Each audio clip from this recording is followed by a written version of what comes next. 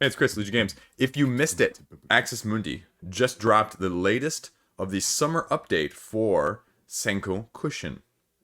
Now, this is a solo slash cooperative 1 to 4 player dungeon crawl in the medieval Japan, Asia, East theme that everyone has sort of been waiting for. Well, if you like the dungeon crawl side of things.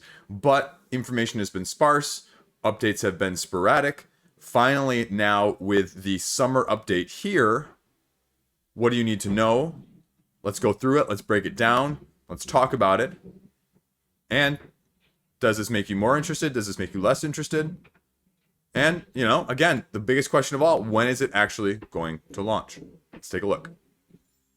So, going straight to the website, it starts off with the Sun Crow poem. Now, if you're not familiar with this, Yatagarasu is the embodiment of the sun, otherwise known as the three-legged crow in the Eastern mythology, and what it represents is a little bit varied depending on which culture and which area, but it is also in the Japanese side of things thought of as the mythological creature of guidance as well. And so you see a little bit of that going on. Now, this is definitely, as it says, more macabre right there in terms of the crow here than we're used to seeing.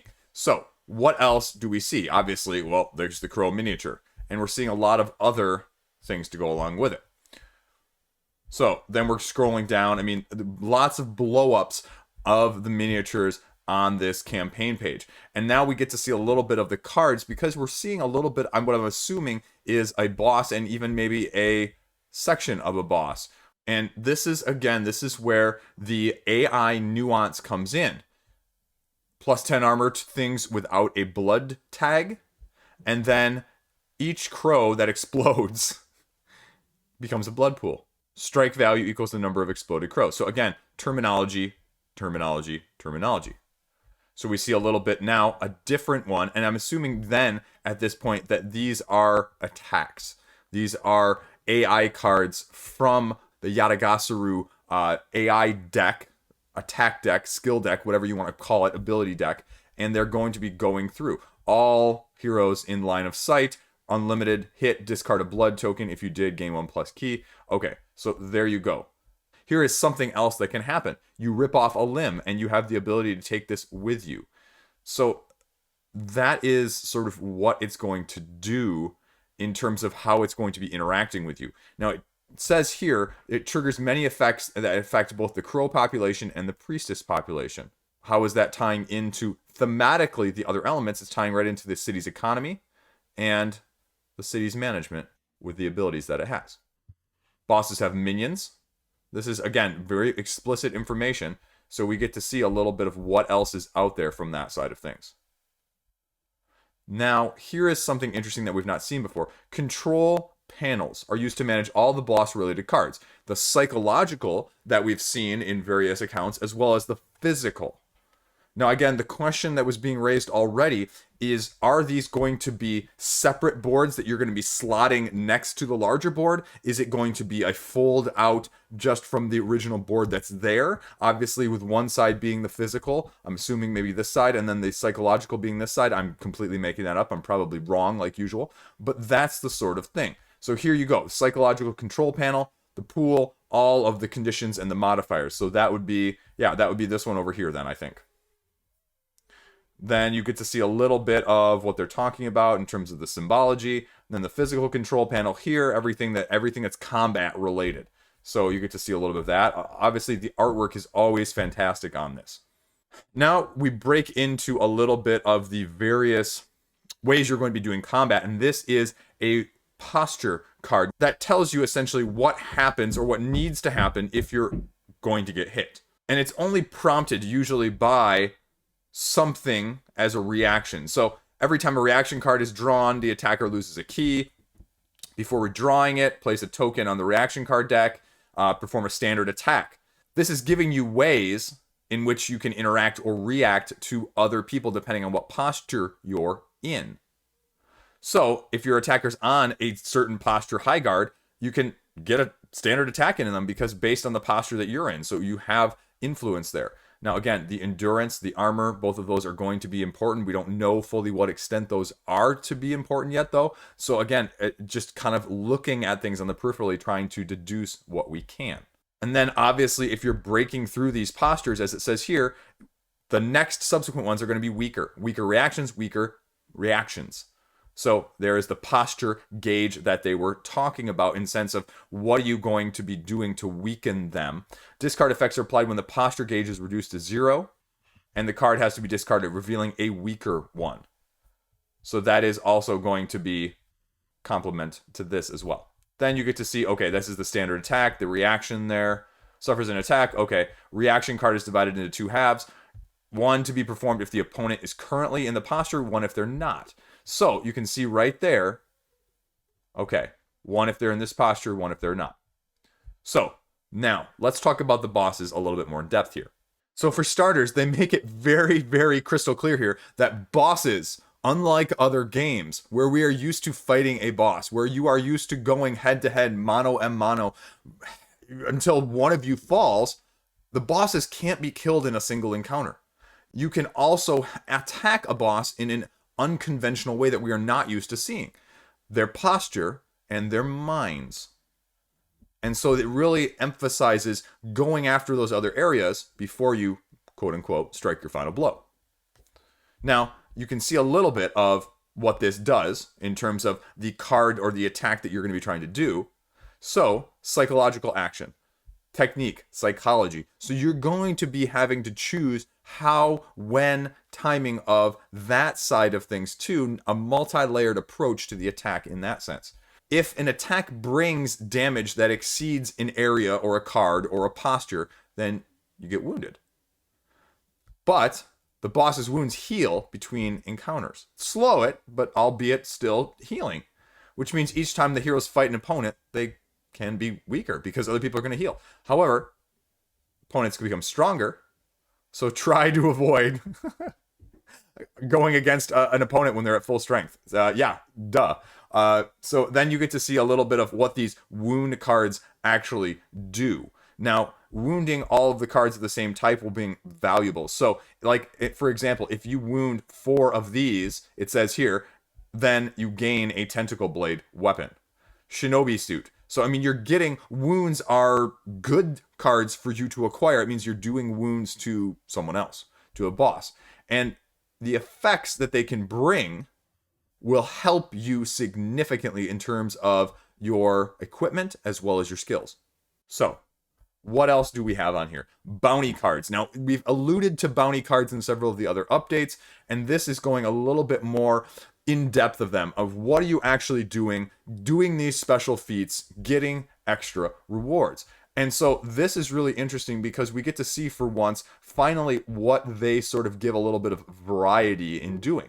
And you've got current encounter, current encounter, current encounter, current encounter, in terms of when do you have to do this by. And you'll notice that 3 of these 4 actually talk about the tier of Yumi. And they talk about the tier of Yumi being very versatile, very purposefully helpful in the city phase management style of things. Again, going back heavily and drawing upon the kingdom death, duality between the battling and the settlement management.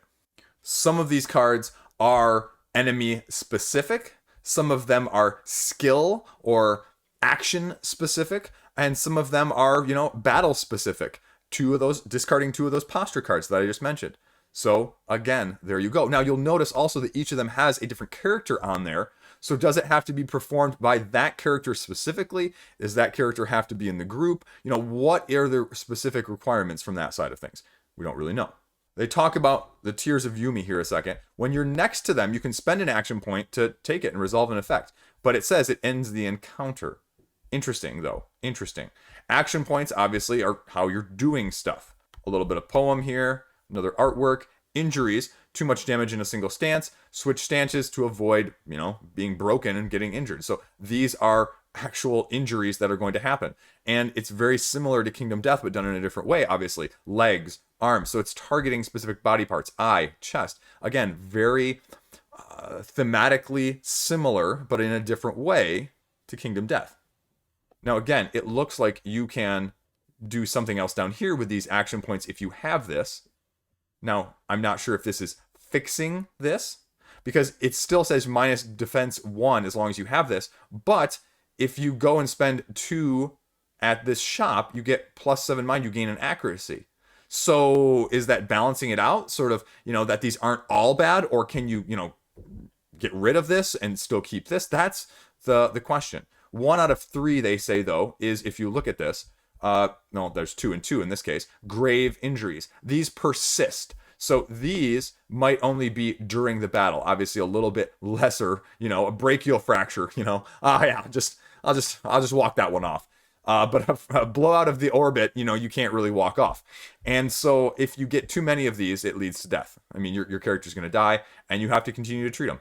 And how you want to use your time, either treating them, healing them, or doing other stuff in the city, is going to be what you're going to have to try and balance, it seems like. So they talk about a little of the background in the city. We get a little bit more art. And then you get another item card from a specific character. You get to see a little bit extra 2 defense there. And the red and the black, I'm still not sure on yet. But it says, obviously if you suffer an injury, you do not suffer it. Instead, -2 crow population. So it's, again, something you need to be aware of, because it says right here, crow population has an impact on many mechanics. And the Izumi Temple, as we just talked about at the top, is definitely going to be playing a large feature in this. So again, what do you need to know about that? How interactive are these going to be? And now we get a few of the more models here, a few more pictures there. Let's see what else we got going here. Okay, mini collectors, Tomo, Izanami was the other one that they did on Kickstarter, I think earlier in the year. Now they've got Tomo, that's going to pre-order in August. So there you go.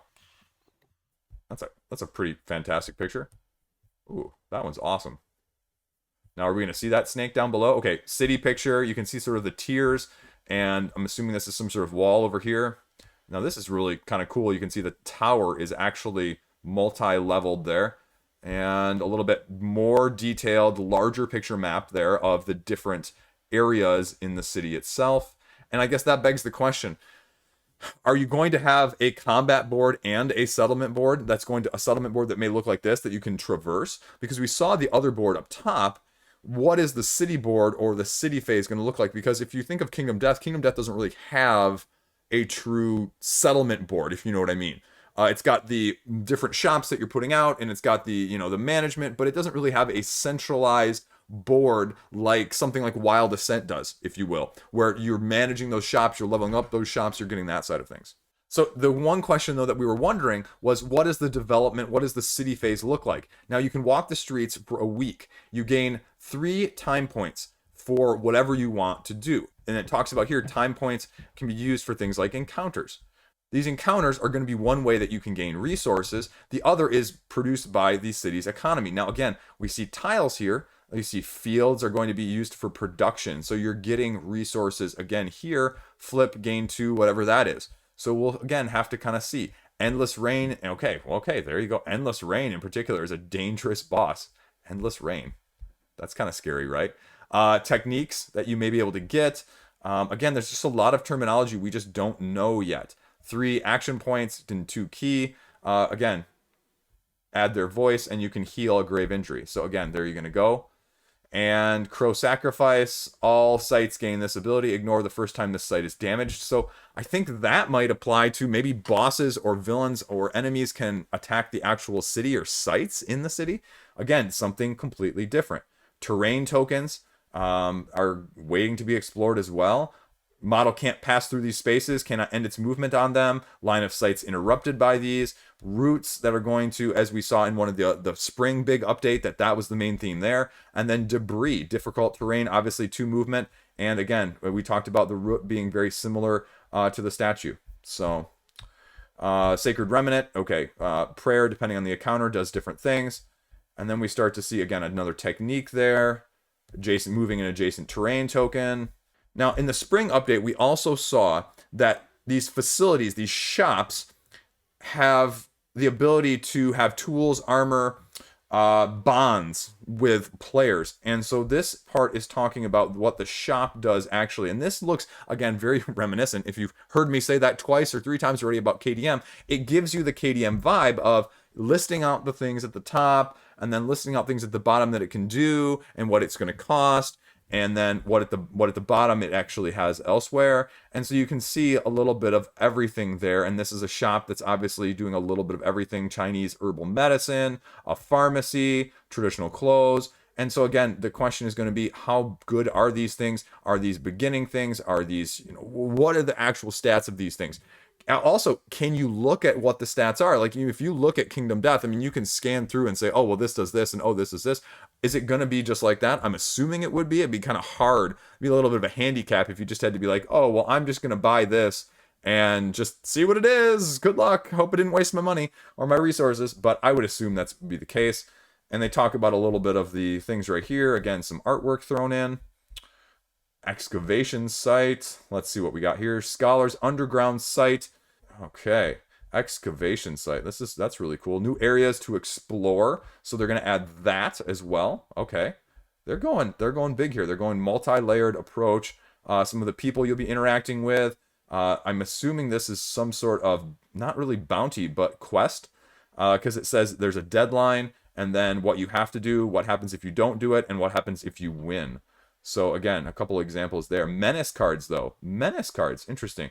May heavily differ according to your current relationships, because as we saw, relationships, bonds, social bonds, psychology is a heavy part of this game, whether it's in the combat side of things or the city encounter side of things. So now here we see a little bit of more from, I'm assuming, another bad guy, another boss. The first box is the attack box, and it describes the characteristics of the attack. Okay, great. Gain the entangled status card. And then the second box is the psychological consequence. It depends on how deep is your relationship with this opponent. Intimidate 2. Target loses 1 key and gains 2 tension. So again, tension, something we don't know. Now what's weird here below that is you've got 2 of these characters giving you advice about what to do and what not to do versus a specific boss. And I'm not sure if that's going to be like in the game or if that's just like sort of a side tangent little note that they put in there. Morbid curse, technique, psychology again. Okay, so you have some way to mitigate it. Okay. Technique, psychology again. So obviously that's going to be a big portion of things. Now, again, they talk about, as I just mentioned, the social bonds explored at the expense of time, which, as you saw, when you're in that week between encounters and between battles or whatever it is, you only have so many points to spend. So spending time with the NPC, increases your social bond. And this is where I think they say a lot of the replayability is going to come in, because you're not going to be able to bond or spend time with a significant portion of the population of the number of NPCs.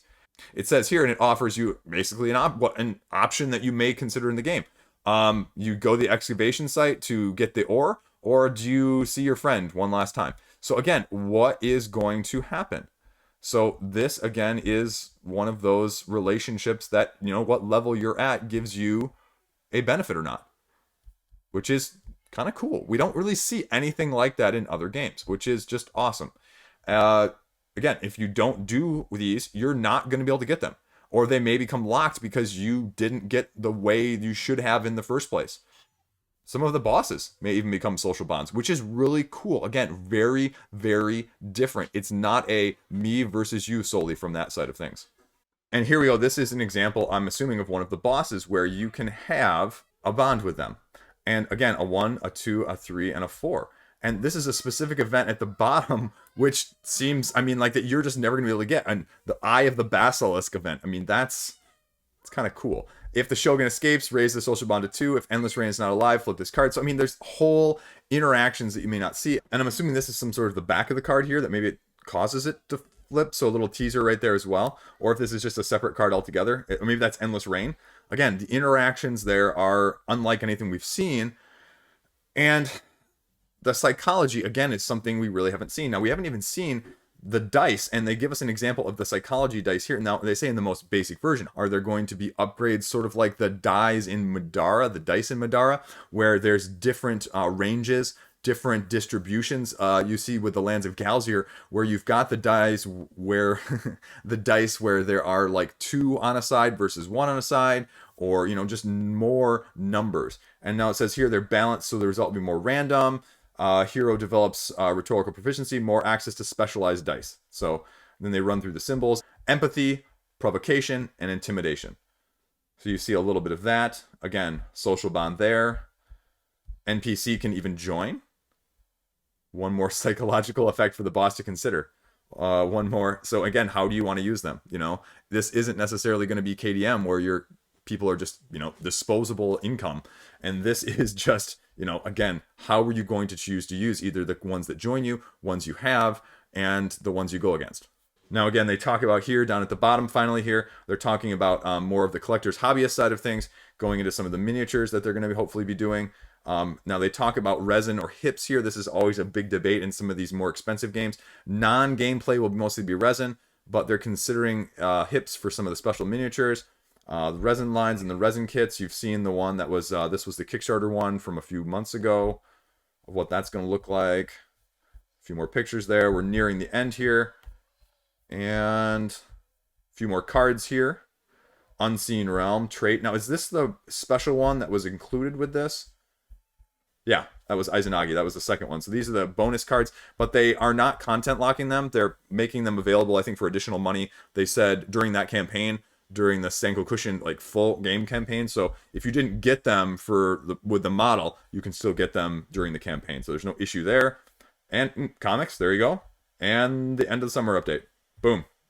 Stay tuned. The next update will be the one immediately before the launch. And that is the most interesting part. That's the question then, right? Are we going to have a fall update? We've had spring. We've had summer. I think, you know, they're doing it seasons, and it's definitely a time thing. It's definitely an aesthetic element within these updates as well that matches. So I would assume maybe fall. Is that hinting at we're going to see the campaign before the end of 2021? I mean, that's what people are hoping for. I think a lot of us have been budgeting for that to be the thought, but I don't think people would be terribly disappointed from a monetary side of things if it wasn't. But I think we would all like to see it sooner rather than later as well, either way.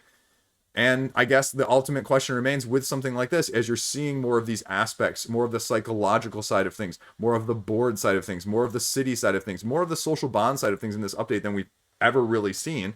Does this make you more excited? Do you want that layered, nuanced KDM style of things?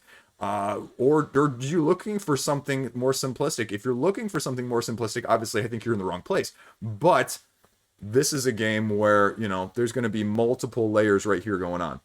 Now, I spoke to them briefly on Facebook. Maybe having some models to show off, maybe not. I mean, those things are always iffy from a channel my size as well. But either way, sounds cool, looks cool. I mean, we all want more information yesterday. But hopefully that was interesting. That was helpful if you didn't have time to go check it out. Either way, let me know what you think. Be interested to see what you guys are excited about or looking forward to or hoping that they add to it. Let me know. As always, thanks for watching. Stay classy. See you around.